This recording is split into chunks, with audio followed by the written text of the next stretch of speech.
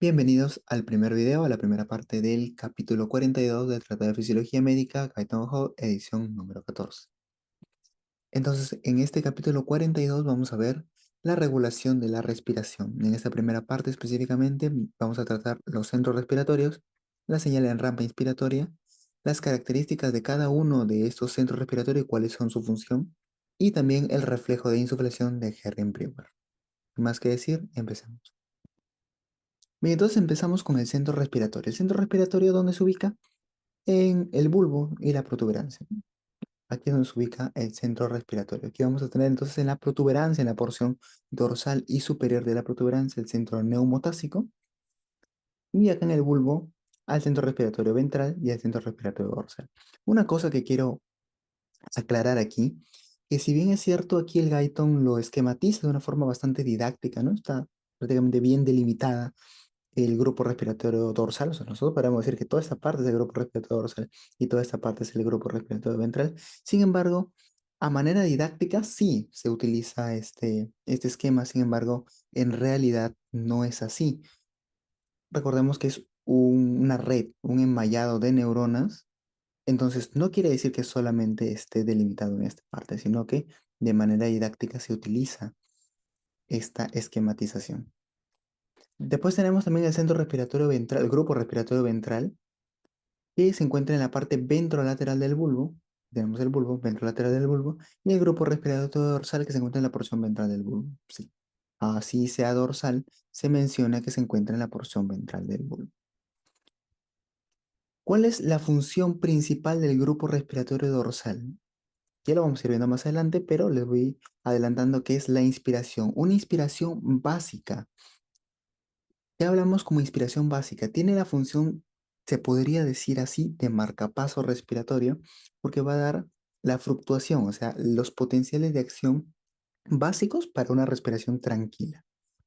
Este grupo respiratorio dorsal se activa desde que nacemos hasta que morimos, o sea, nunca se desactiva ese grupo respiratorio dorsal. Sin embargo, el grupo respiratorio ventral vemos que también está implicado en la inspiración, ¿no? Pero esto es cuando es una inspiración forzada, una inspiración profunda, ahí sí utilizamos el grupo respiratorio ventral. Ya vamos a ver el mecanismo más adelante. Y el grupo respiratorio ventral está implicado principalmente en lo que es la expiración. Una expiración obviamente forzada. Porque recordemos de que la expiración no necesita un potencial de acción, no necesita un gasto de energía, simplemente se produce por retroceso elástico, ¿no? Tanto de los pulmones como de la caja torácica. A este grupo respiratorio dorsal entonces le va a llegar señales aferentes del nervio vago y el glosofaringeo, y van a salir a través de vías motoras, obviamente, hacia los músculos respiratorios. Tenemos el diafragma, por ejemplo. Pero acá hay una cosa que hay que acotar. El grupo respiratorio dorsal, la mayoría de sus neuronas se encuentran ¿dónde? En el núcleo del tracto solitario. Ahora, al núcleo del tracto solitario llegan dos nervios, el vago y el glosofaringeo. ¿Provenientes de qué? De los quimiorreceptores y los varoreceptores que se encuentran en los cuerpos carótidos y en los cuerpos aórticos, ¿no?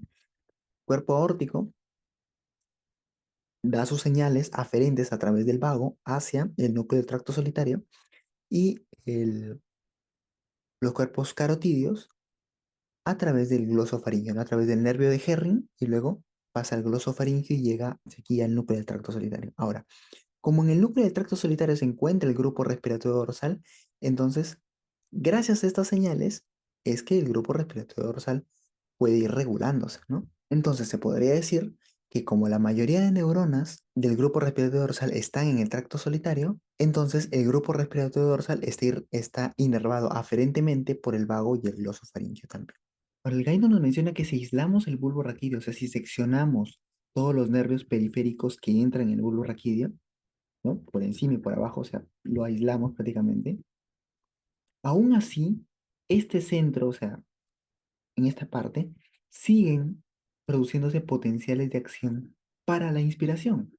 Entonces, ¿qué quiere decir? Que de aquí es donde nacen los potenciales de acción, de ahí donde se genera las descargas repetitivas de potenciales de acción neuronales para la inspiración.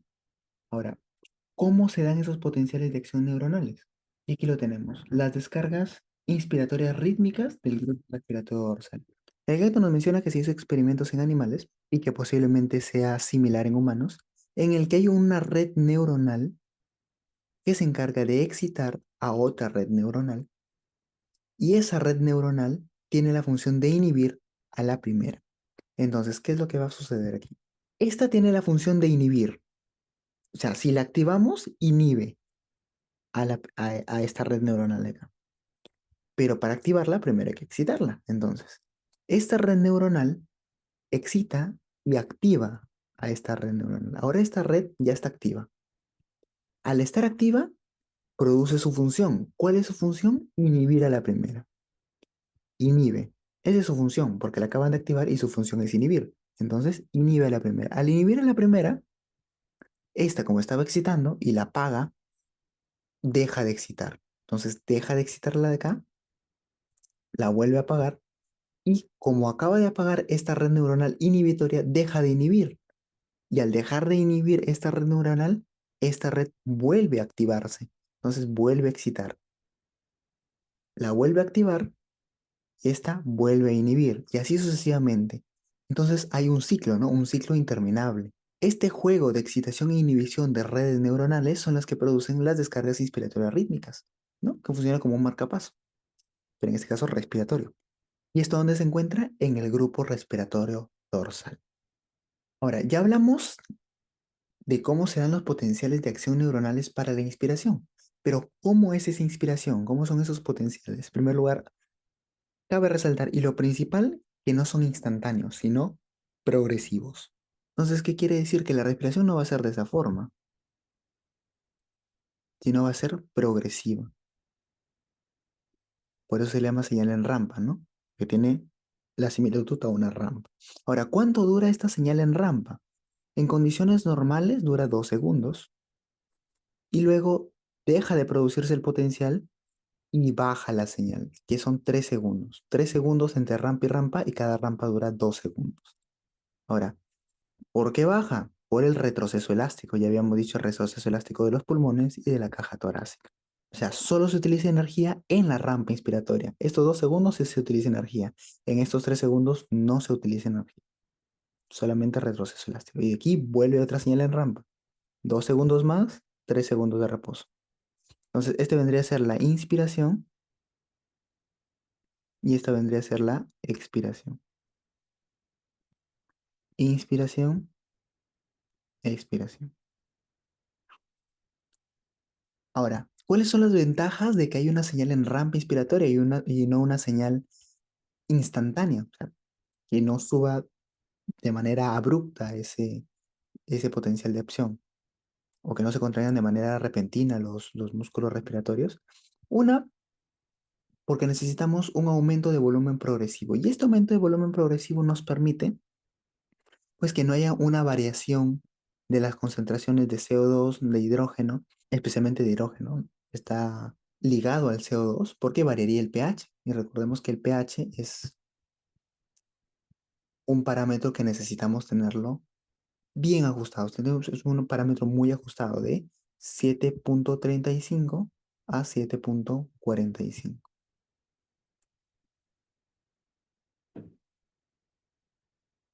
Es el valor normal del pH.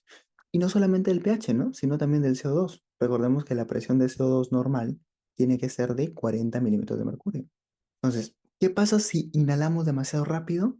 Pues vamos a eliminar demasiado CO2 y esta presión puede caer. Entonces, por eso es una señal en rampa, para que vaya, se dé un aumento progresivo de volumen y un intercambio de gases también progresivo, lento, no sea un intercambio de gases tan exagerado y pueda producir variaciones peligrosas en el pH y en el CO2 principalmente. Y otra de las ventajas es para evitar los jadeos respiratorios. ¿Qué son los jadeos respiratorios? Ustedes pueden intentar respirar de forma rápida y van a ver cómo se escucha un sonido, ese sonido que se hace al respirar, el inhalar de manera rápida, ese se denomina jadeo respiratorios. Entonces, nuestra respiración no es así, nosotros no vamos respirando haciendo bulla, sino simplemente no se nota casi, es imperceptible el sonido de nuestra respiración, justamente porque tenemos una señal en rampa respiratoria y no una señal instantánea. Entonces, esas son las dos ventajas, el aumento progresivo del volumen y evitar los jadeos respiratorios. Ahora, ¿cuáles son las dos características que se controlan de esta rampa respiratoria? Primero, la velocidad de la rampa, o sea, la velocidad con la cual aumenta la señal en rampa. ¿Qué quiere decir? Puede ser, por ejemplo, una señal así, que dure 2 segundos, como es lo normal, estándar, como también puede ser una señal en rampa un poco más empinada, que también sigue siendo en rampa, pero obviamente es más empinada. Aquí, por ejemplo, puede haber durado 1,5 segundos.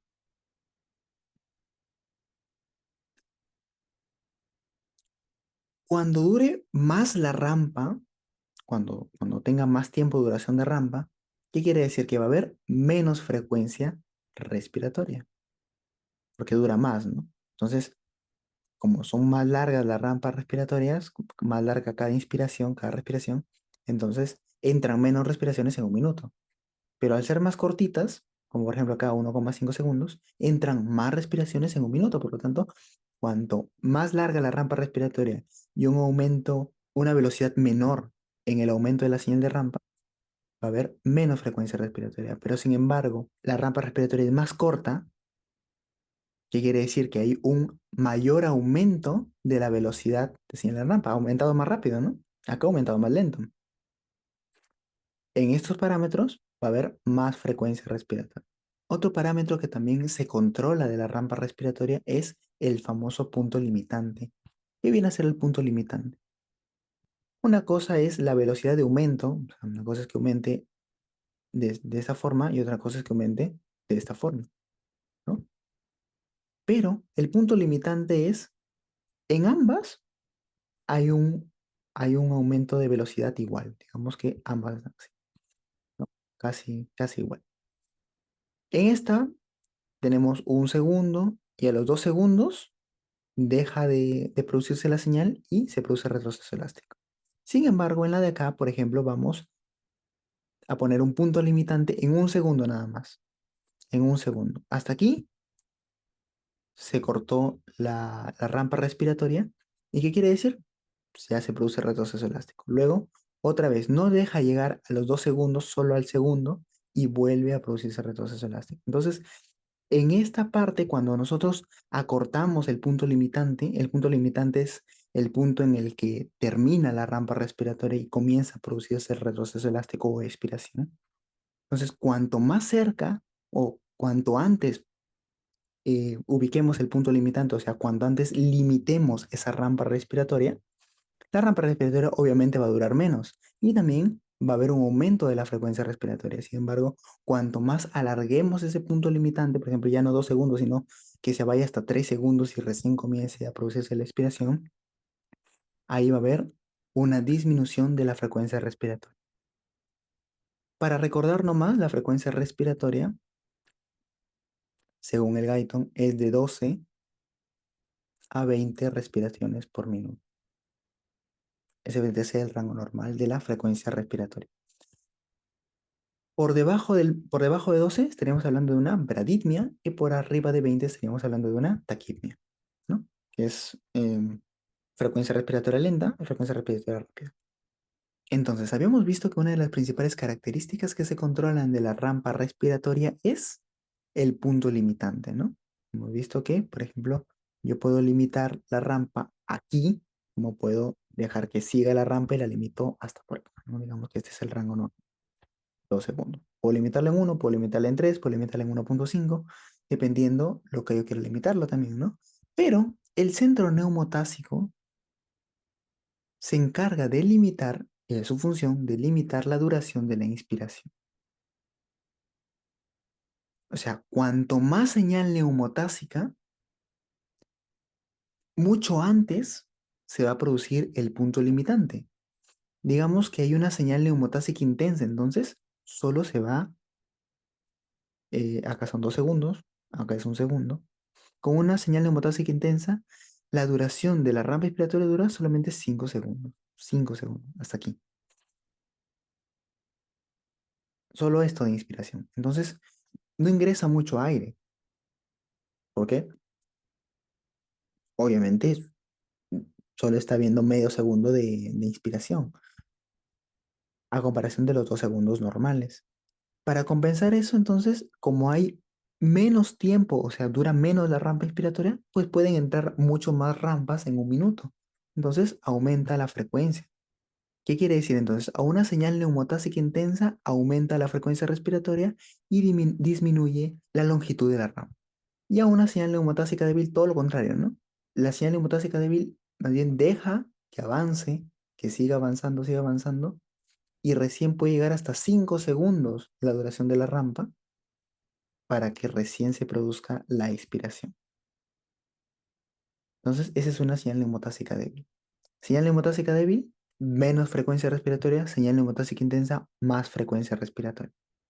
¿Dónde está ubicado este centro neumotásico? Está ubicado, ya lo habíamos visto en la primera diapositiva, dorsalmente, ¿no? En la parte dorsocraneal de la protuberancia. Está localizado también dorsalmente en el núcleo parabraquial y transmiten señales hacia la zona inspiratoria. ¿Para qué? Para cortar la rampa respiratoria, obviamente, ¿no? Entonces, ¿quién se encargaba de la inspiración? Era el grupo respiratorio dorsal. Entonces, este centro neumotásico va a lanzar señales inhibitorias, se podría decir, o sea, para que corte la rampa respiratoria antes de tiempo hacia el grupo respiratorio dorsal.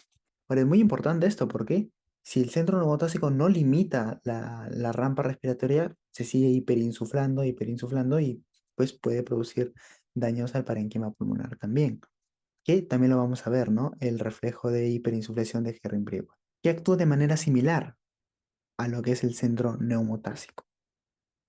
Y aquí tenemos el grupo respiratorio ventral. Ya hemos hablado del dorsal, ya hemos hablado ahorita hace poco del neumotásico y ahorita vamos a hablar del grupo respiratorio ventral. Ahora, el grupo respiratorio ventral, este grupo respiratorio ventral, para que de forma más didáctica, aparece cuando hay esfuerzo. ¿Por qué? Cuando hay una respiración tranquila, sus neuronas en primer lugar permanecen inactivas. Porque quien se encarga de la inspiración es el grupo respiratorio dorsal. No participan en la oscilación rítmica básica. ¿Quién participa en la oscilación rítmica básica? El grupo respiratorio dorsal también. Sin embargo, cuando se necesita una respiración profunda, una inspiración profunda, aquí tenemos el grupo respiratorio dorsal. Llegan demasiada señal al grupo respiratorio dorsal que la señal se desborda. Nos dice el libro, se desborda de este grupo respiratorio dorsal y llega a activar. Como se desborda y está cerquita, está a 5 milímetros nada más del grupo respiratorio dorsal, entonces llega y activa este grupo respiratorio ventral. Y este grupo respiratorio ventral habíamos dicho que participa en inspiración y expiración. En inspiración, ayudando al grupo respiratorio dorsal a producir una inspiración más profunda y en la expiración produciendo unas señales potentes a los músculos abdominales para producir una expiración forzada. En una espirometría, entonces, cuando se produce la expiración forzada, podríamos decir que interviene este grupo respiratorio ventral de neuronas. Y por último, ya para terminar esta primera parte del capítulo 42, tenemos el reflejo de insuflación de Herring-Brieuer. Este es un mecanismo, es un reflejo protector en realidad contra la sobredistensión pulmonar. Y este reflejo se activa cuando, en primer lugar, recordemos la espirometría, tenemos un volumen corriente, ¿no? Volumen corriente. ¿De cuánto es ese volumen corriente? De 500 mililitros. Entonces, ¿qué pasa si, por ejemplo, seguimos con la rampa? Tenemos esa rampa respiratoria y aquí, por ejemplo, llega a los 500 mililitros. Es una respiración tranquila, una respiración básica y luego baja otros 500 mililitros, vuelve a bajar, otros 500, vuelve a bajar. Entonces, pero ¿qué pasa si, por ejemplo, lo cortamos antes? Ya no 500, sino sería, por ejemplo, 300 mililitros, o sea, menos, pues obviamente va a haber más frecuencia respiratoria. Pero ¿qué pasa si hay más? Por ejemplo, ya no 500, sino el doble, 1000, un litro. Quizá no 1000, sino 1500. está entrando demasiado volumen que el que debería entrar en el pulmón. Entonces, para evitar eso, cuando llega 3 veces el valor basal, que sería 500 del volumen corriente, cuando llega 3 veces por encima del valor normal, se activa este reflejo de insuflación de Herring-Brewer. Y este reflejo de insuflación de Herring-Brewer se activa gracias a que en la pared de los bronquios y bronquiolos hay unos receptores de distensión. Los receptores de distensión funcionan de la siguiente manera. Por ejemplo, cuando hay un globo que esté desinflado, se le hace una mancha, se pinta con indeleble, con lapicero, con lo que sea, y luego se infla, vemos que este puntito también se agranda, ¿no? Entonces, igual pasa acá. A esos receptores, cuando se hiperinsufla demasiado el pulmón, también se estira y produce un reflejo que es el reflejo de insuflación de Herring-Brewer. Y ese reflejo se transmite desde los receptores de distensión de los bronquios y bronquiolos a través del nervio vago, aquí vemos el nervio vago, y llega hacia dónde? Hacia el grupo respiratorio dorsal. Y corta, o sea, prácticamente es una señal inhibitoria, corta la rampa respiratoria para que ya no, ya llegó a 1500, ya hasta aquí nomás, corta la rampa respiratoria para evitar que se dé un daño en el parénquima pulmonar, no una hiperinsuflación del pulmón. Y no solamente por daño del pulmón, también para evitar los cambios abruptos de las concentraciones de gases, por ejemplo, del CO2, como ya les había mencionado anteriormente, de iones, como por ejemplo el hidrógeno, ya que puede afectar el pH. Eso podría ser bastante peligroso también. Entonces, en conclusión, el reflejo de Herring-Brewer actúa de manera similar, ¿no? Al centro neumotásico. El centro neumotásico corta la rampa respiratoria y el reflejo de Herring-Brewer también la corta, la rampa respiratoria. La diferencia es que, pues, el reflejo de Herring-Brewer se activa por encima de 3 veces el volumen corriente, cosa que no pasa con el centro neumotásico, ¿no? El centro neumotásico puede cortar la rampa aquí, antes del volumen corriente o volumen basal. Entonces, el reflejo de Herring-Brewer, como actúa similar también, ¿qué es lo que va a propiciar? Un aumento de la frecuencia respiratoria. Entonces, ese vendría a ser el reflejo protector que tiene el pulmón contra la hiperdistensión, o sea, con la sobredistensión pulmonar. Muy bien, entonces hasta aquí llegó la primera parte del capítulo 42. Espero les haya gustado el video y lo más importante, que hayan entendido esta primera parte de regulación de la respiración. Si es así, no olviden dejar su like y suscribirse al canal.